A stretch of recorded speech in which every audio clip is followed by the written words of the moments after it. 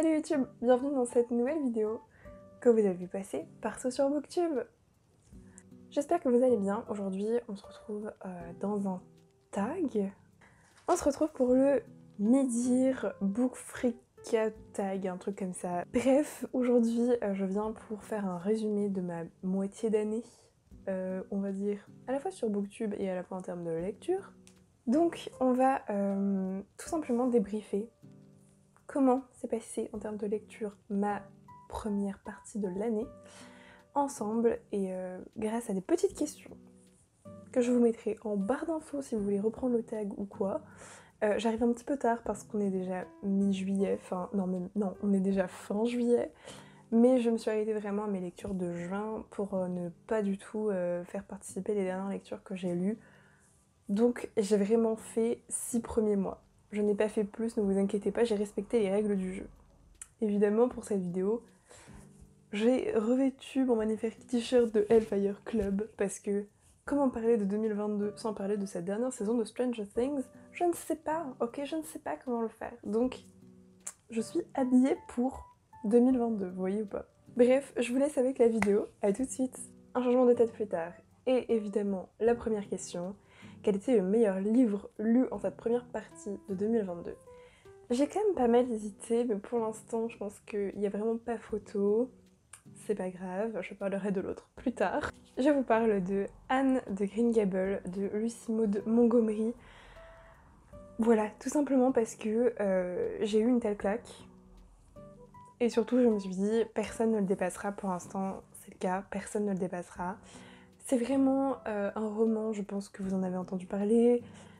Mais du coup, c'est un roman classique de la littérature anglaise. Enfin, quand je dis littérature anglaise, c'est écrit en anglais, en langue étrangère anglaise, mais c'est écrit par une autrice canadienne. Et j'ai adoré. Enfin voilà, c'est simplement l'histoire de Anne, je pense que vous le savez, petite orpheline qui arrive dans une famille qui habite à la campagne et elle est trop exaltée par la vie et juste ses points de vue, son imagination, sa façon de parler, c'est hyper charmant et j'ai adoré ce récit-là et franchement, je ne sais même pas si c'est possible que quelqu'un le dépasse tellement c'est une claque absolue et je ne regrette absolument pas l'avoir lu et surtout je le conseille à tout le monde mais de manière si forte quoi parce que j'adore en fait et je prends trop de temps entre les tomes à les lire parce que je veux savourer cette saga et que ça ne s'arrête jamais. Mais je pense que là j'avais lu le tome 2 et le tome 3 va bientôt y passer parce que je commence à avoir un petit manque de cet univers-là et surtout du personnage. Je pense que c'est vraiment ça qui fait le livre, c'est vraiment les personnages et l'écriture pour moi. Mais bref, classique qui est dans mes meilleures lectures de l'année, donc c'est quand même assez beau et pour l'instant meilleur livre de l'année carrément. Donc c'est quand même assez beau et ça montre que la littérature c'est aussi une belle écriture et pas seulement une chouette histoire. Donc après avoir fangirlé, je vous propose qu'on se retrouve pour le deuxième livre à choisir, et qui est donc la meilleure suite de saga de 2022. Et comme je n'avais pas envie de faire ce tag sans parler d'un des trucs les plus importants de mon année 2022 en termes de lecture pour l'instant, même si je ne les ai pas sous la main, je vais vous parler de One Piece. Voilà. En fait, c'est super cool pour moi d'en parler parce que la vérité c'est que j'ai lu très peu de suites de saga, j'ai beaucoup commencé de saga cette année mais je vais pas vraiment continuer quoi que ce soit. Et les seuls trucs que j'ai vraiment continué c'est des graphiques et je me suis dit mais il faut que je place One Piece quelque part dans ce début d'année parce que ça a été tellement une surprise et j'ai tellement aimé m'y plonger et je continue d'aimer m'y plonger que franchement il fallait que ça apparaisse quelque part donc ce sera ici. Donc One Piece, il faut savoir que ça fait partie d'un challenge que je fais et ça fait partie donc des recommandations qu'on me fait et que je dois lire cette année. J'étais censée en lire 8 et sachez que j'en ai déjà lu 25, donc c'est quand même un joli score. Donc je suis vraiment hyper contente de vous présenter cette série de mangas parce que je pense que c'est un incontournable, que tout le monde la connaît. Franchement, je ne serais même pas la personne qui vous fera un résumé parce que je trouve ça ridicule. Mais moi j'ai découvert ça parce que c'est mon copain qui me les a recommandés et en fait c'est vraiment le seul truc qu'il lit dans sa vie et genre le truc dont il est fanboy as fuck, et moi j'étais trop contente en vrai de m'y plonger, même si j'avais très peur parce qu'il y a quand même 100 tomes, c'est très long, mais ça se lit tellement vite, et surtout c'est vraiment trop bien en fait. J'ai été happée par les persos et j'ai juste kiffé, enfin même là je kiffe de fou. C'est trop bien, c'est juste feel good. C'est pas prise de tête, ça me fait rire, c'est plein de bonnes intentions parce que bah, ça parle d'amitié principalement, donc forcément c'est un truc qui touche tout le monde et ça nous touche fortement. Et j'aime trop en fait, c'est super bien fait et je regrette pas du tout, et même je suis trop contente parce que j'ai trop envie de continuer encore et encore, donc je pense qu'en fait ça va être mangé beaucoup plus rapidement que je pensais. Et finalement, ouais, meilleure suite de saga parce que bah, en fait je suis arrivée à, pour les connaisseurs, à l'arc Alabasta, et je me suis dit oui, ok, en fait c'était cool, mais là ça devient vraiment très très bien, donc je suis trop contente. Et je suis hyper contente d'avoir commencé ça. Je n'arrête pas de dire le mot contente, mais c'est vraiment, je suis happy, donc c'est normal que je répète que je suis heureuse. Voilà. Donc voilà, meilleure suite de saga, c'est pas forcément le plus original, mais je m'étais dit qu'il fallait que je les place quelque part, et je pense que c'était vraiment la place idéale dans ce tag. Pour le prochain livre, on me demande de présenter une nouvelle sortie de cette année que j'ai envie de lire, mais qui est déjà sortie et que je veux lire là cette année. Alors, je triche complètement parce qu'en fait, en regardant, je me suis rendu compte que j'avais pas vraiment de sortie de cette année que j'avais vraiment très très envie de lire. Sauf un livre, mais qui est sorti en VF et que moi j'ai en VO. Du coup, est-ce que ça compte? Oui, parce que j'ai le droit de tricher. Du coup, je vous présente A Kingdom of Flesh and Fire, qui est sorti genre il y a un mois chez The Sexist en français, mais que je n'ai pas en fait en VF. Du coup, je les ai en VO. Effectivement, je les ai eus beaucoup plus tôt que... Enfin, ils sont sortis beaucoup plus tôt que 2022. Je les ai eus cette année, moi pour ma part. Et voilà, sachez qu'en fait j'attendais la sortie de Sextus parce que je les lis en lecture commune avec des gens qui lisent en VF. Du coup j'attendais parce qu'ils me motivent à les lire, parce qu'ils sont quand même des gros livres, et voilà, ça me motive plus de les lire en lecture commune. Donc j'attendais que ça sorte, donc je ne les ai pas lus alors que j'ai toute la saga juste ici là. Là, je les ai tous. Mais non, voilà, j'ai attendu. Donc oui, j'ai lu le premier tome cette année qui est From Blood and Ash, et j'ai adoré, vraiment, énorme claque parce que je ne m'y attendais pas du tout à aimer à ce point. Non, j'ai vraiment adoré, et du coup, voilà. Je m'étais dit, bon, en fait j'ai eu la chance d'avoir une amie qui me les a tous donnés en VO, donc quelle pépite. Et voilà, donc j'ai trop hâte de continuer cette saga, c'est juste que je ne l'ai pas fait. Mais comme il vient de sortir, ça y est, le mois d'août sera le mois de Jennifer Alarmantrout, je ne sais pas le dire. Bah. Et voilà, j'ai rien d'autre à dire de plus que c'est trop bien, lisez cette saga, voilà. Et évidemment, pour accompagner le livre qui est déjà sorti, choisissons un livre qui n'est pas encore sorti et que j'attends très très fort pour fin 2022. Et je vous parle ici du tome 2 de la BD Lou. Sonata, donc la suite de Lou, donc là on est dans la deuxième grande saga de Lou, je ne sais pas vraiment comment appeler ça. Mais le tome 2 sort fin 2022, je crois qu'il s'est annoncé pour novembre, quelque chose comme ça, et j'ai trop hâte. J'ai relu tous les Loups cette année et c'était trop génial, et là j'ai lu du coup le premier tome de Sonata que je n'avais jamais lu et c'était super, et j'ai trop hâte d'avoir la suite. Vraiment, je l'attends avec grande impatience depuis que je sais que la suite va sortir cette année, donc je l'attends toujours très très fortement.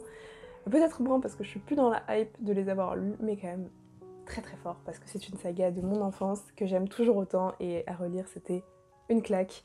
Donc je suis trop impatiente, j'espère vraiment que ça va sortir très vite. On va parler ensuite, encore une fois je vais mettre que des inserts en fait dans cette vidéo, mais on va parler de ma plus grosse déception de début 2022. Et vous me connaissez peut-être un petit peu si vous avez déjà vu mes vidéos, mais je suis hyper déçue facilement quand je n'aime pas un livre, c'est vraiment, je me sens attaquée. Donc c'était un petit peu compliqué parce que j'en ai eu plusieurs, mais j'ai décidé de choisir un livre qui m'a déçue parce que j'en attendais beaucoup. Et j'ai choisi, j'en ai parlé, je vous mettrai dans le i, Percy Jackson de Rick Riordan. Je les ai plus, vous vous en doutez, je les ai donnés parce que si ça me déçoit, je ne vois pas l'intérêt de garder un livre. Mais voilà, je n'ai pas aimé cette saga, enfin j'ai lu que le tome 1 du coup, mais ça m'a tellement profondément ennuyée que je n'ai pas continué. Je ne sais pas trop quoi en dire, je suis vraiment désolée pour tous les fans. Je crois que ça l'a juste pas fait avec moi, j'ai trouvé ça très plat.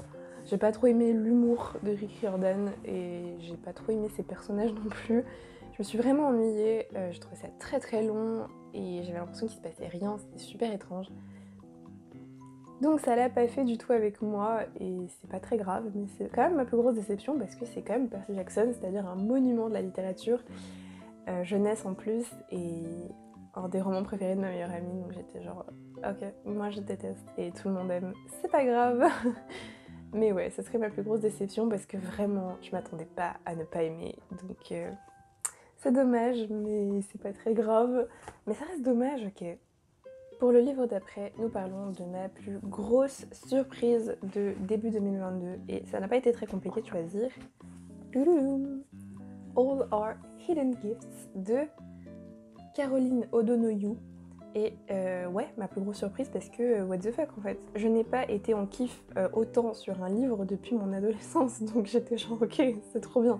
Ça doit faire 4 ans que j'ai pas autant été vraiment hypée et complètement en mode waouh, les personnages j'aime trop, waouh, j'imagine trop ce monde et tout. Enfin, c'était trop trop bien. Je vous fais un petit résumé parce qu'il est un peu moins connu que tous les livres dont j'ai parlé en début de vidéo. C'est l'histoire de Maeve qui est dans un lycée qui ressemble un petit peu à un internat anglais, enfin vous voyez un petit peu vieillot, etc.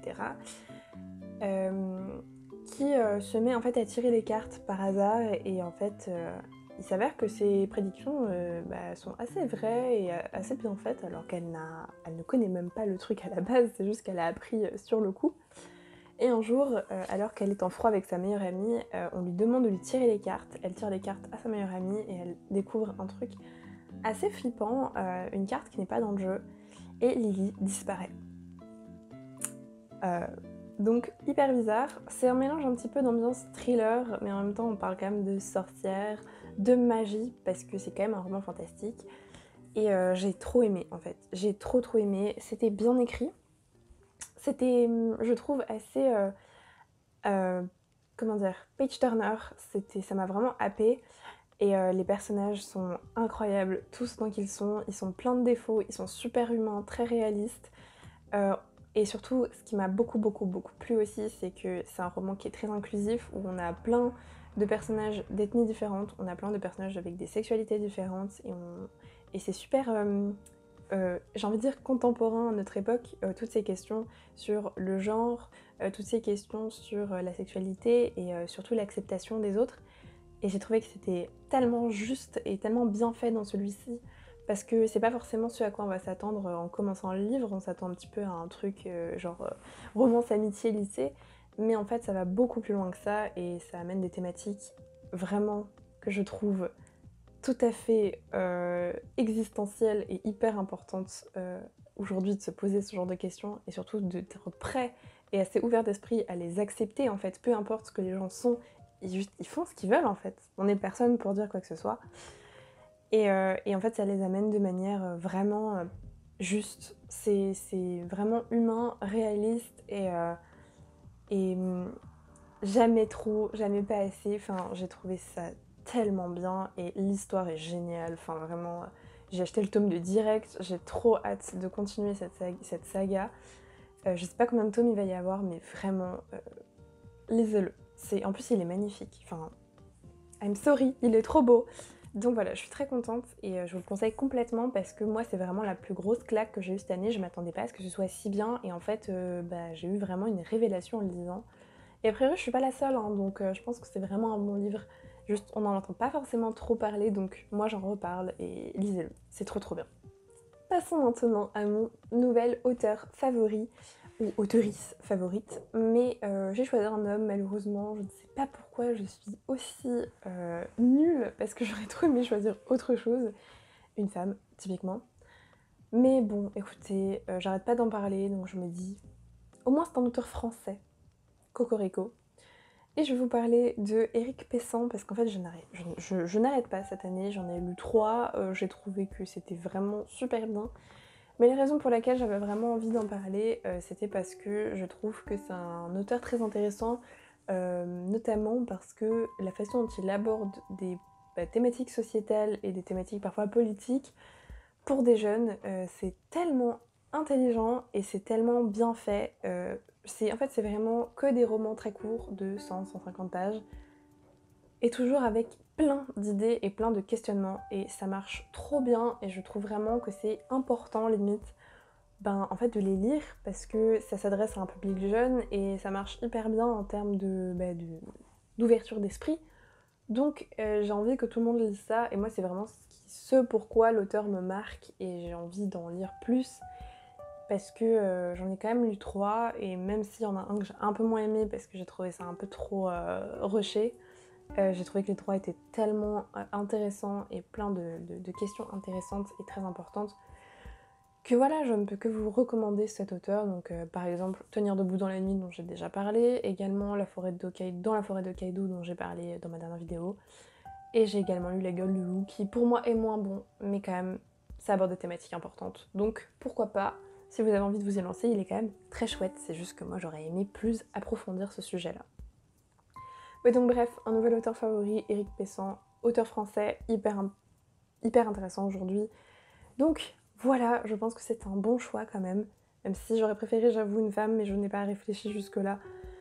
Je suis un peu naze, hein. Vraiment, j'aurais pu faire un effort, mais je n'ai pas fait. J'avais envie de parler encore une fois de Éric Pessan. Est-ce que j'ai le droit? Oui. Prochaine question. Le nouveau crush fictif. Et c'était la pire question pour moi, parce que sachez que je n'en ai plus du tout. Avant, quand je lisais des romans, il y avait forcément un des mecs de l'histoire où j'étais genre il est trop cool, il est trop beau, je suis trop amoureuse, machin. Ça ne se passe plus du tout comme ça, ok? Genre vraiment, à la fin de mon lycée, je ne sais pas pourquoi ça s'est arrêté. Et je n'arrive plus à voir les personnages comme des potentiels crushs, je les vois juste comme des personnages. Sauf peut-être un. Et j'avoue que ça m'a beaucoup surprise d'ailleurs quand j'ai lu le livre de me dire je l'aime trop, en fait, je l'aime trop. Et en plus, ça me permet de parler d'une des plus grosses claques de mon année 2022, qui est Iron Widow, mon bébé. Il faut absolument que je l'achète en hardback en anglais parce que je les veux dans ma bibliothèque, ok. Donc, Iron Widow d'une autrice dont je n'oserais dire le nom parce que je ne veux pas l'écorcher pour une deuxième fois dans l'année. Un roman de science-fiction tellement génial avec du féminisme, de la culture chinoise, ce qui n'est pas assez représenté dans les romans aujourd'hui.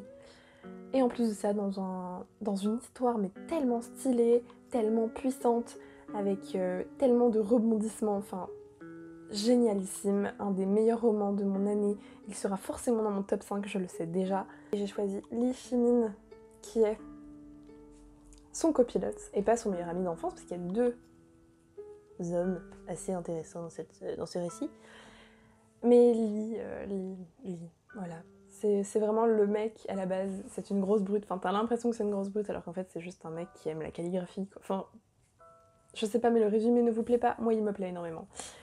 Enfin, il a vraiment tous les points que j'aime chez les personnages masculins, c'est-à-dire qu'il est... En fait, c'est un homme très doux, très gentil, et qui vraiment ne veut pas faire de mal à une mouche, quoi.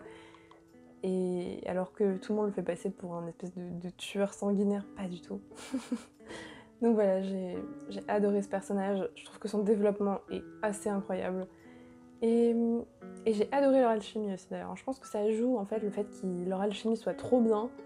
Moi ça a forcément joué en mode non mais il est trop cool ce personnage, je l'aime trop. Donc voilà, ce serait peut-être le seul crush que j'ai eu, même si bon en vérité crush c'est un bien grand mot.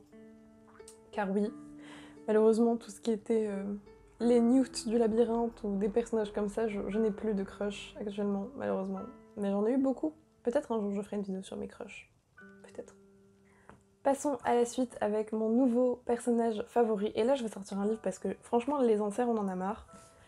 Et comme je n'ai pas pu en parler assez, je considère, parce que je ne l'ai pas choisi comme ma lecture préférée de 2022, je vais quand même en reparler.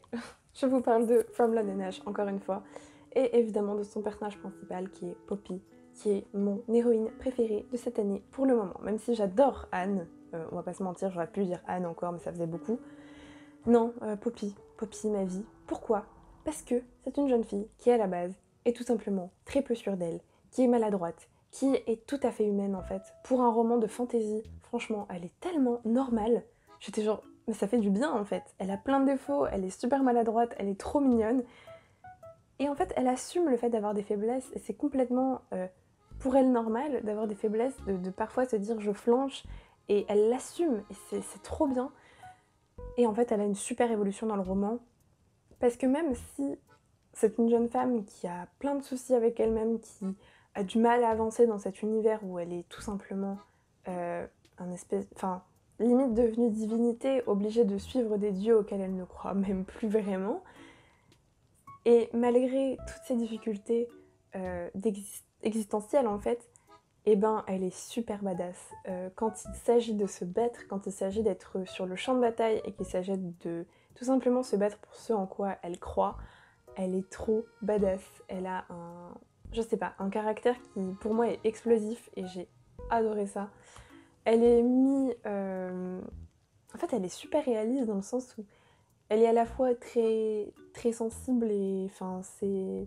On voit toutes ses faiblesses et à la fois parfois elle est capable de se reprendre en main et d'être très courageuse et d'être vraiment une femme badass, c'est-à-dire qu'elle elle se bat bien en plus. Donc voilà, j'ai beaucoup aimé le fait qu'il y ait ces deux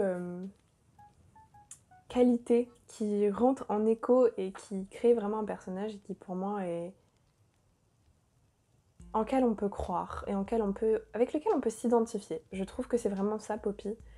Et dans un roman de fantasy, c'est pas toujours le cas, comme je vous le disais, c'est souvent des femmes soit très très fortes, soit au contraire très soumises.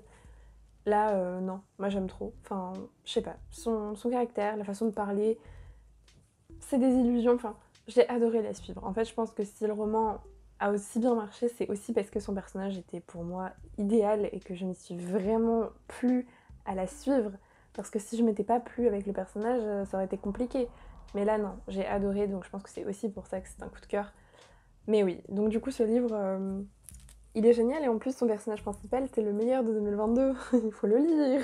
C'était un petit peu ma publicité gratuite à Jennifer et l'Armand Trout, qui m'a quand même qui m'a quand même vachement étonnée parce que je m'attendais vraiment pas à aimer ce livre et c'était juste une claque. Donc, prochaine fois, je me tairai avant de dire que je ne devais pas aimer un livre. Passons maintenant au livre qui m'a fait pleurer en ce début d'année 2022. Vous savez, je suis quelqu'un qui suis très émotive et très sensible, donc je pleure très souvent. Mais voilà, il me semblait évident qu'il fallait que je cite ce roman parce qu'il m'a tellement fait chialer en fait, du début à la fin, parce que la thématique. Et je vous parle de The Midnight Library de Matt Haig.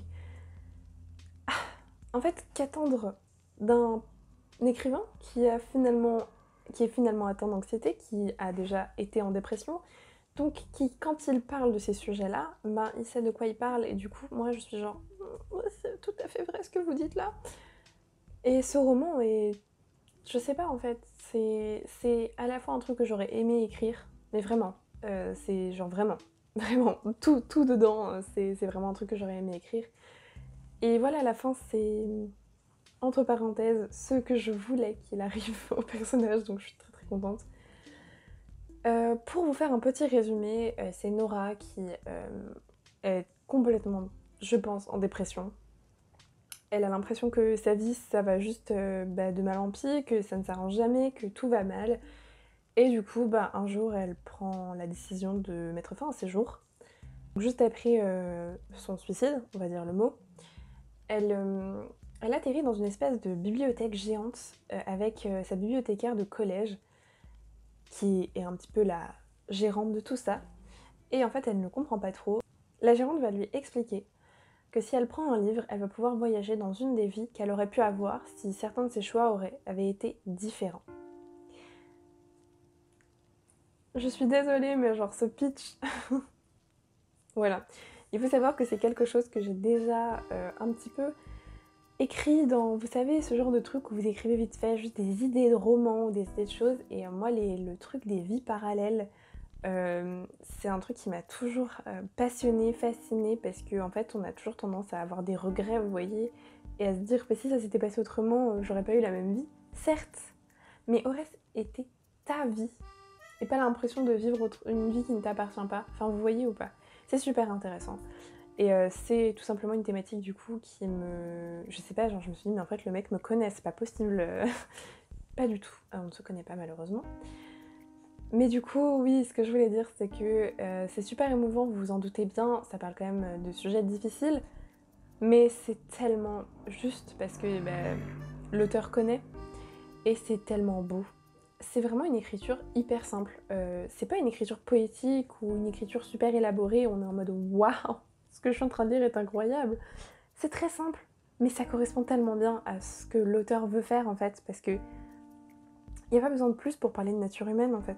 Faites des phrases simples avec des points réguliers et vous allez voir qu'on va tout de suite s'identifier et chialer devant votre livre parce que ça aborde des choses qu'on vit et qui peuvent être une source de souffrance parfois. Donc ouais, ce livre incroyable, claque absolue. En même temps, je n'en attendais vraiment pas moins parce que Matt Haig, que j'adore, et donc j'avais trop hâte. Mais ouais, je confirme, et ça se voit parmi mes post-it, que ce livre m'a fait beaucoup pleurer et m'a beaucoup émue et m'a beaucoup parlé aussi. Donc voilà, je le conseille si vous avez des troubles anxieux ou des choses comme ça, ou si tout simplement vous avez envie d'un merveilleux livre hyper émouvant et plein d'humanité. Je pense que c'est vraiment une pépite. Et il est sorti en français, je l'ai en anglais, mais sachez qu'il est sorti en français sous le nom de Je ne sais pas, débrouillez-vous. Passons au livre suivant. On me demande pour la suite de choisir un livre qui m'a rendue heureuse. Et je suis désolée. Encore une fois. J'avais envie de choisir un autre livre, bien sûr, évidemment, mais en fait, quand j'ai lu l'intitulé Un livre qui m'a rendue heureuse, je voyais pas un autre livre. Et vraiment, j'ai regardé, je me suis dit non mais vas-y, je peux mettre ça. Non, c'est... Quand j'ai lu Anne, sachez que je lisais avec cette tête-là. C'est trop mignon. Et genre, je sais pas, ça m'a rendue vraiment profondément heureuse. Quand je le lisais, en fait, j'ai carrément mis une note dans mon téléphone où j'ai écrit Anne me rend heureuse. Je vous jure que c'est vrai. Donc, je pouvais pas mettre un autre livre en fait. Je ne pouvais pas. Pareil, hein, il y a plein de post-it. Mais je sais pas, il y a une ambiance qui se dégage de ce roman où on est juste bien, on est juste heureux. Enfin, il n'y a pas de place pour la tristesse, il n'y a pas de place pour les mauvais sentiments, il y a juste la place pour la contemplation et le sourire aux lèvres. C'est tout. Et c'est tellement parfait. C'est tellement parfait ce roman. Et en lisant la suite, c'est pareil. C'est pour ça en fait que je me réserve autant la suite, c'est parce que ça me rend tellement heureuse que je veux les savourer comme du petit lait et être là. Waouh, c'est trop bien et je suis trop contente d'être là. Donc ouais, sans hésitation, Anne, et voilà, même si on en a déjà parlé, c'est pas grave. C'est vraiment... lisez-le. Enfin, j'ai pas les mots, j'ai pas les termes en fait. Il faut le lire, c'est tout. Prochain intitulé, c'était le livre le plus beau en fait que vous ayez acquis en ce début d'année 2022. Et j'aurais pu choisir un de Saxus, j'aurais pu choisir un hardback en anglais. Non, non. J'ai choisi littéralement le plus beau livre du monde. L'Or Olympus, et je vais faire bien sûr les deux, parce que oui. Je les cite aussi parce que j'étais super contente quand ils sont sortis. C'était des romans que j'attendais. Enfin, des romans graphiques que j'attendais. Et donc, quand je les ai vus sortir en hardback dans une nouvelle maison d'édition, enfin, une nouvelle collection de chez Hugo, et dans un format si stylé, avec vraiment genre la couverture qui est toute douce en fait, c'est genre tout est beau. Et en plus avec les illustrations de Rachel Smith quoi. Moi j'étais aux anges, vraiment j'étais genre trop contente. Et ouais du coup sans hésitation, mais sans hésitation quoi, enfin j'essaie de vous trouver une planche.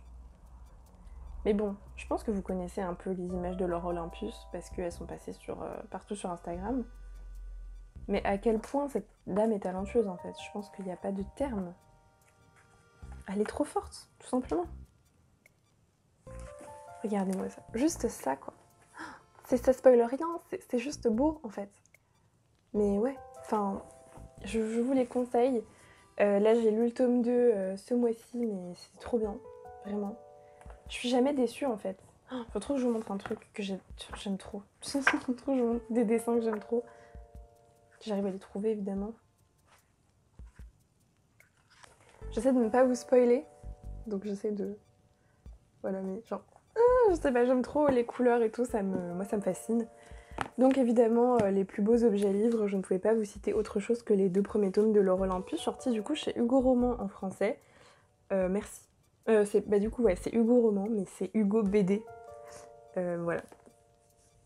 mes bébés d'amour. Et enfin, dernière catégorie qu'on nous a demandé de remplir dans ce tag, c'était les livres que vous voulez lire à tout prix avant la fin 2022. Ou le livre, enfin bref, j'en ai choisi 2.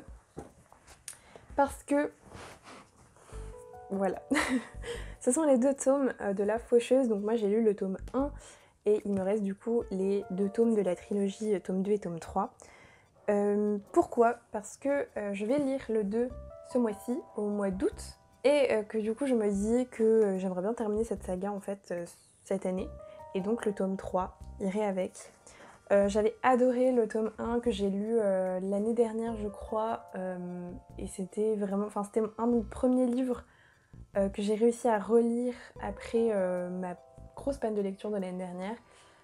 Et j'étais, enfin du coup ça m'a grave emballée et j'ai acheté les 2 tomes comme que ceux qui sont là, hein, que j'ai acheté tous les 2 sur Vinted hyper rapidement parce que j'étais en mode mais j'adore cette saga et en plus c'est Neil Shusterman et je savais que j'adorais Neil Shusterman, du coup j'étais genre trop contente quand j'ai commencé la Faucheuse et j'aime trop en fait, l'histoire elle est trop intéressante, c'est super addictif, c'est bien écrit parce que j'aime bien l'écriture de Neil Shusterman, je trouve qu'il a des bons trucs, il sait toujours rester entre le glauque et le ça va, ça passe.